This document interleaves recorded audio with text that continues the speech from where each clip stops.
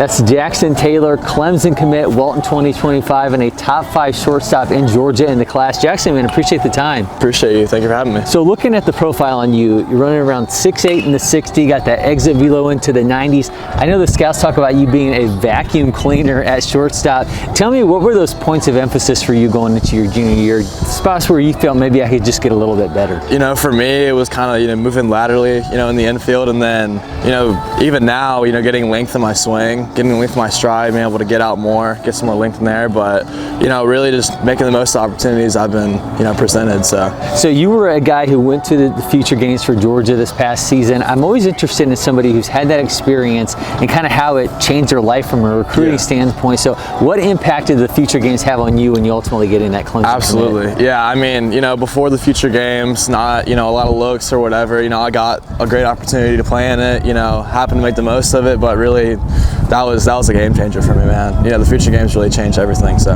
what ultimately then was the draw for, I mean, it's the ACC, it's Clemson, but what was it about the program that spoke to you? Just having the best fit for me, sort of like my mentality, how good am I with the coaches, how good am I with the program, and what their values are. So when you look at this Walton team, I mean, you got Dane Moeller, you got Levi Clark, you got Miller Alston, just a lot of talent on this team.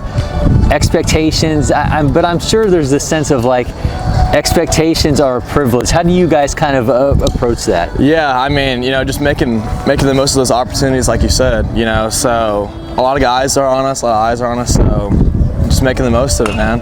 Not folding under pressure, and stepping up to the game. So when you're on a team that's had the history that's Walton's had and the expectations, how does the younger guys kind of learn about the standards? How do you upperclassmen kind of set that? Yeah, I mean, especially upperclassmen, we try to show them, the mentality, what it takes to be, a Walton baseball player. There's a sense of pride that comes with that.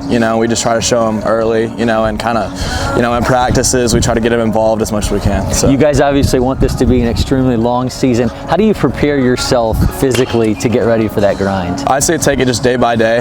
Right now, just have the mentality of, going out there, practicing games, giving it 100% every day, to where, you've built up that endurance and you're ready to go through those long stretches, in playoffs. So. All right, you got that bat in your hand. I'm going to step out of the shot. I'd love to see how you do your thing at the plate and have you take us through your setup. Sounds good? Sir. Yes, sir. So one thing I've been trying to work on as of recently is getting more length in my swing, like I said.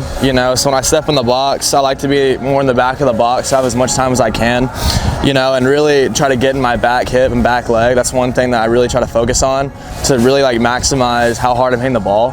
And really my approach, at the plate is seeing, definitely fastballs for a strike, and then just going after pitchers. Don't get behind the count if I can, swing at good pitches early, and then just see where it goes from there. So Jackson, man, thank you so much for doing that. I appreciate it. Best of luck this season. If you're not already, make sure you follow LakePoint Sports on all our social media channels. Hit that subscribe button on YouTube. You get so many more of the athletes that come here to show out.